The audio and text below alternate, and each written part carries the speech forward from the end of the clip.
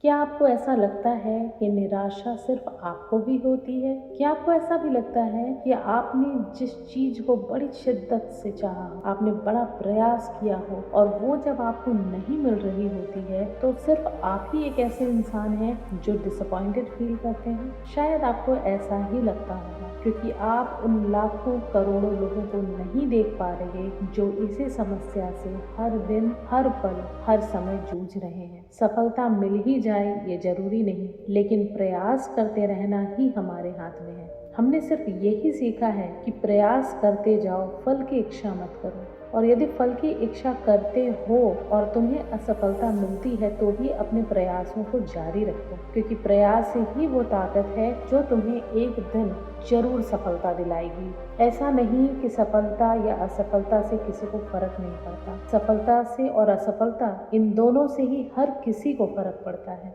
क्योंकि ज्ञान देना बहुत आसान होता है कि चिंता मत करो, क्यों सफलता चाहते हो, एक दिन मिल ही जाएगी। शायद ऐसा बहुत सी बातें आपको भी सुनने मिलती होंगी, लेकिन मैं बहुत अच्छी तरह से जानती हूँ कि जब सफलता नहीं मिलती तो निराशा जब हाथ लगती है तो कितना दुख, कितना कष्ट होता है। लेकिन मैं आज आपसे सिर्फ यही शेयर करना चाहती हूँ कि जब सफलता नहीं मिलती तो प्रयास करना हमारे हाथ में है। और यकीन मानिए, कहना तो आसान है लेकिन यकीन मानिए, जब आप सच्चा प्रयास करते हैं तो आपके अंदर से एक आवाज निकलती है जो आपको ये हौसला देती है, ये उम्मीद देती है कि हाँ, तुम एक दिन सफल होगे। आज की कहानी जरूर पूरी अंत तक सुनिएगा, ये आपको झकझोर के रख देगी। और यकीन मानिए, अगर निराश होते हैं तो इस कहानी को एक बार जरूर सुन लीजिएगा। एक बार से बात ना बने तो 2 बार, नहीं तो बार बार सुनिएगा, क्योंकि ये कहानी आपको ये शिक्षा देगी कि प्रयास करते रहो, प्रयास करते रहो।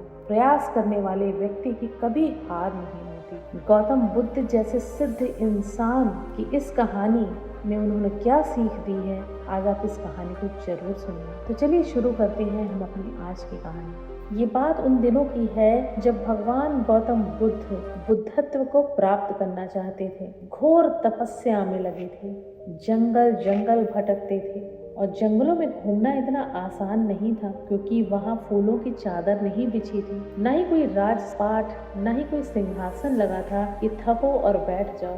भगवान गौतम बुद्ध अपने शरीर को तपा रहे थे और काफी कष्ट दे रहे थे, क्योंकि वो साधना करके कुछ पाना चाहते थे। जब बहुत कष्टों के बाद भी उन्हें आत्मज्ञान की प्राप्ति नहीं हुई तो निराश होकर बुद्ध सोचने लगे कि मैंने अभी तक कुछ भी प्राप्त नहीं किया, अब आगे क्या कर पाऊंगा। निराशा और अविश्वास के इन नकारात्मक भावों ने उन्हें घेर लिया था, क्योंकि थे तो वो भी इंसान ही ना, आपकी तरह और मेरी तरह। क्योंकि हम जब कोई भी प्रयास करते हैं तो हमारा मन, हमारा दिल, हमारा दिमाग ये चाहता है कि हमें सफलता मिले, और वो ही सफलता उस समय गौतम बुद्ध को नहीं मिल पा रही थी। कठिन तपस्या करते करते करते वो थक चुके थे। चलते चलते उनके पैरों में छाले पड़ गए थे। उन्हें बहुत तेज प्यास लगी। वे थोड़ी दूर एक झील तक जा पहुंचे।